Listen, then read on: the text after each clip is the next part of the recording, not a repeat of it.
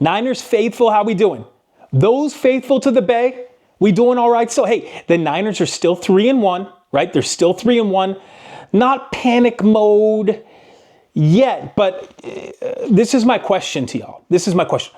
Are the 49ers in trouble? Are the 49ers in trouble? After the home loss to the Jaguars, where how many turnovers did the Niners commit? 4? Gave up 1 special teams touchdown? That's not good. Very much not good. The Niners are reeling, right? And they're going into a short week. They literally play the Rams day after tomorrow. In 48 hours, they will be taking the field and playing the Rams in LA. So whatever, Levi South. But still, the Niners are reeling a little bit, maybe a little bit more than your average 3-1 team would feel, right? Are you feeling that a little bit, Niners faithful? It's like Brock Purdy had a few legit shades of Jimmy Garoppolo and not good Jimmy. And Niners just were really out of form, out of focus last game. Just a lot of turnovers, a lot of mistakes, which you don't like to see them play bad football overall, right? Okay. Do the Niners have enough to withstand the Rams? And do they have enough to take on the Bucs either, right? Because I feel like this is one of those situations where where the Niners blink and they're 3-3 and they're 500 and it's back to the drawing board again, honestly, right? But first things first, and this is what I really want. It's not all doom and gloom because this is the first things first, Niners fans. They already bagged 3 games. The one thing that the Niners had to do was bag a few games, right? And that's exactly what they did. So, sure, the victories weren't by a lot or anything like that. They weren't that conclusive. 3-1. The Niners are technically 3-1, and you just need to win in the NFL, right? You just got to get those W's and stack them. So, that's why it's not doom and gloom, is because they have already done a lot of that work. What's that work? Probably winning 1/3 of the amount of games already that you need to make into the playoffs, right? You need to win 9, 10 games or so, maybe 11 to get into the playoffs.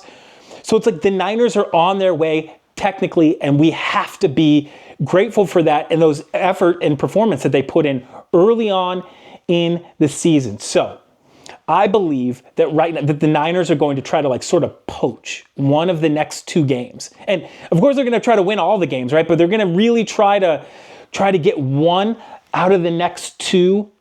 And if that doesn't happen though, I think that the Niners may sort of reassess trade targets and season goals. What do I mean by that? Here's an example. Here's just sort of an example of the ebbs and flows of the NFL season, of an NFL season. Say the Niners lose their next 2 games, but they're able to get Mustapha, George Kittle back, right? Nice and healthy. And Brandon Aiyuk is still doing really well with really progressing well. Weeks and not months for Aiyuk to return. And this is in a few weeks, right? Okay.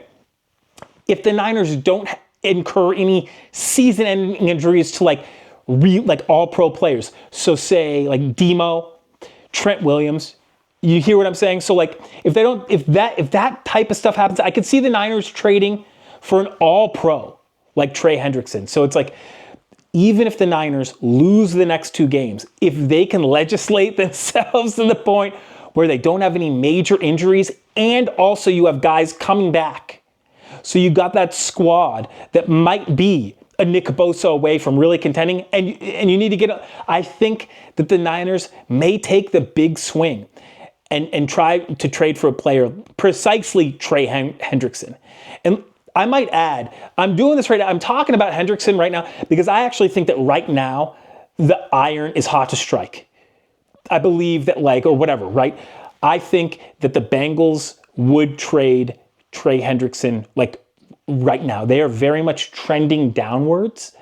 And so in a few weeks, I think for sure as well, but I think that they could actually bite right now for a decent deal. But things would have to be sort of looking up, in my opinion, for the Niners to really give away draft capital, maybe a second, third rounder even for for a player like Trey Hendrickson. So if not, though, so say that the Niners do lose both of their next games, or they win a game, or say they win both, but like they lose a few more players at critical positions. Say they lose like a Trent Williams. I mean, knock on wood, right? I could see the Niners being more resigned to like trading for Kayvon Thibodeau of the Giants, who could also be bought low, I might add. But gosh, in terms of that front, you can see, I mean, the Niners are just dying without a pass rush, without Nick Bosa, right? Like, their defensive line was very poor in that last game against the Jaguars. Brian Baldinger has a really good breakdown on Twitter of like how all four of the Niners defensive linemen, all four of them did not hustle to the ball when, who lost it when, gosh, somebody fumbled it on the Jaguars. I believe that Fred Warner actually forced the fumble. None of the Niners defensive linemen even looked to hustle towards the ball. So the Niners have some defensive line. They have line issues or woes, so to speak, right? But if not, if things are worse off, I could still see the Niners trading for like a Kayvon Thibodeau of the New York Giants. And the reason being because like the Giants are sort of, they're hanging in there, right? Jackson Dart, Cam Scatterbo, but like, he would be a player who I think could be had for a third, a fifth, and then a future third or something like that. And he could grow with the team. I think that Hendrickson would be more of a 1 to 2, maybe 3-year rental, whereas Kayvon Thibodeau could actually emerge as a young and up-and-coming stud with the Niners.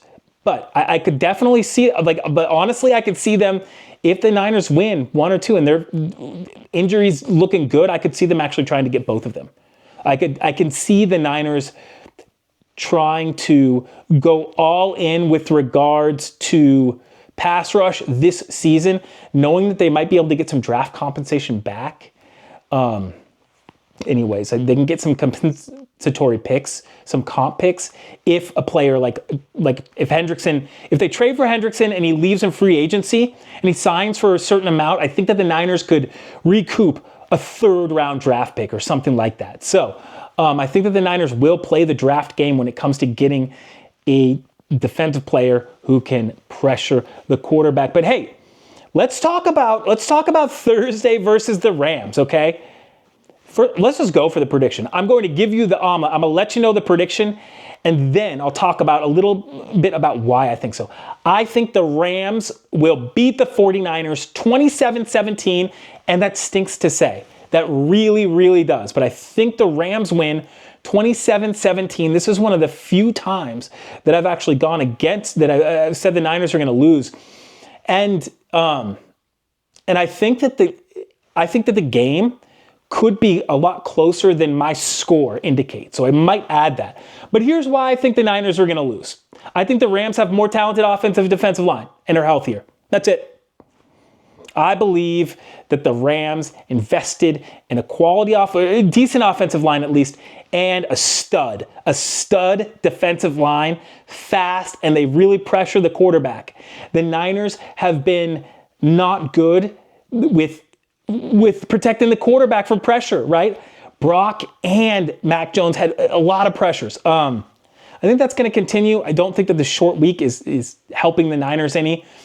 I see that the Rams barely have any injuries. The Niners could potentially be without a Ricky Pearsall, maybe even still Renardo Green's out. So it's going to be an uphill battle for the Niners, even though they'll have the home field advantage of SoFi. You know what I'm saying?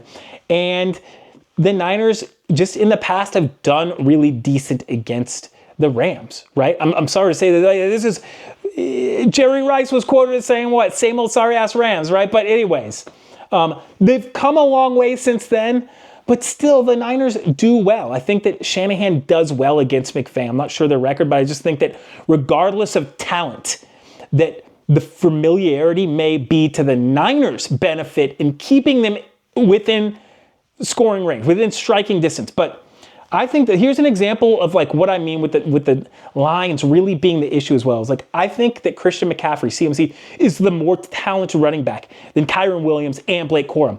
However, I believe in Kyren Williams and Blake Corum behind their respective Rams offensive line more than I believe in Christian McCaffrey behind the Niners offensive line.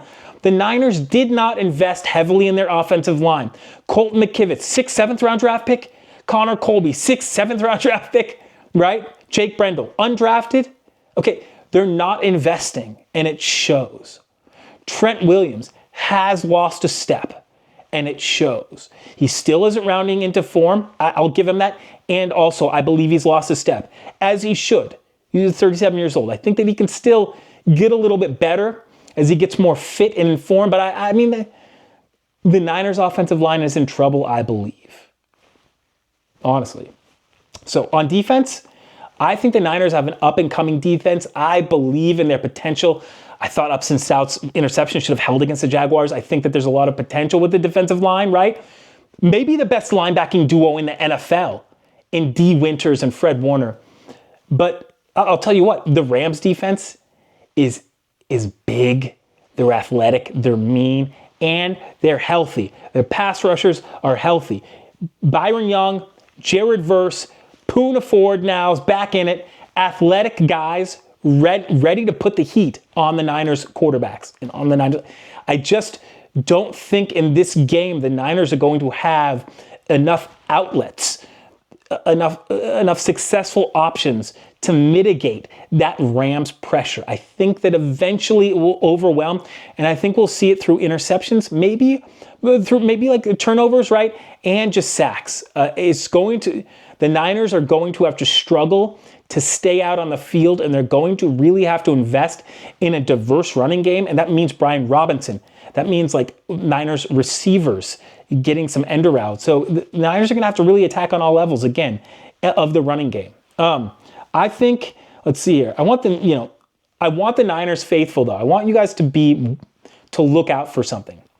What I want you to look out for is the Niners blitzing. I think the Niners will blitz a lot and show some diverse schemes in the next 2 games. And the reason being is, number one, they need to freaking pressure the quarterback, right? And also, I think that the Niners are going to look for a lot of defensive film, look to really get a grasp of what the defense is about in the next week or so, and that involves a lot of blitzing. I think that they need to see how players react to blitzing, how offensive fronts react to the blitz, how the Niners defensive linemen are able to maybe get more pressure through blitzing, which they should, right? Because of the numbers game. But I think specifically they're going to do it to pressure the quarterback and also to get that tape for a future acquisition. I really believe that the Niners right now, these 2 games are paramount in really judging what to add to this team. We know that they must add a pass rusher. It's just really a matter of who right now. Is it Bradley Chubb? Is that his name? Might be messing that up for the Miami Dolphins. He might be available as well. But I actually think that the Niners should acquire 2 defensive linemen, with the caveat that one of them will be let go probably, or do a Chase Young scenario. The Niners did that with Chase Young.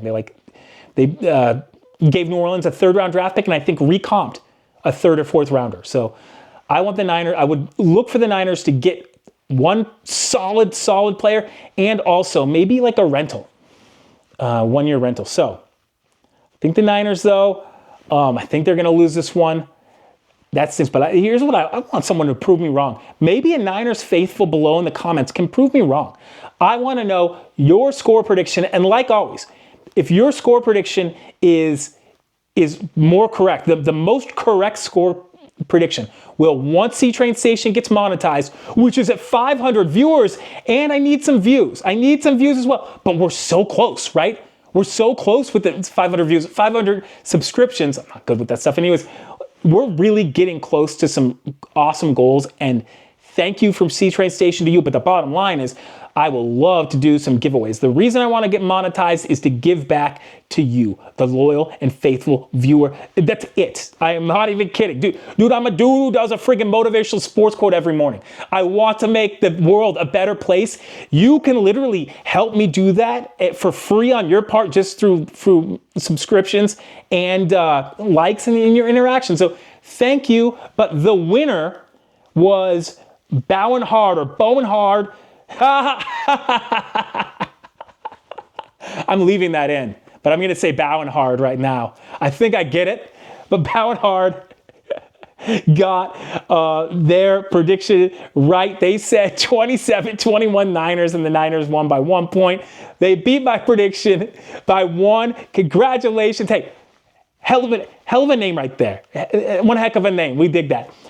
So until next time, like, follow, subscribe for your San Francisco 49ers content, right? I'll see you next time at C-Train Station. Have a good one. Try to enjoy that game on Thursday. Niners still have a shot. Good thoughts, deep breaths. Woosah, C-Train out.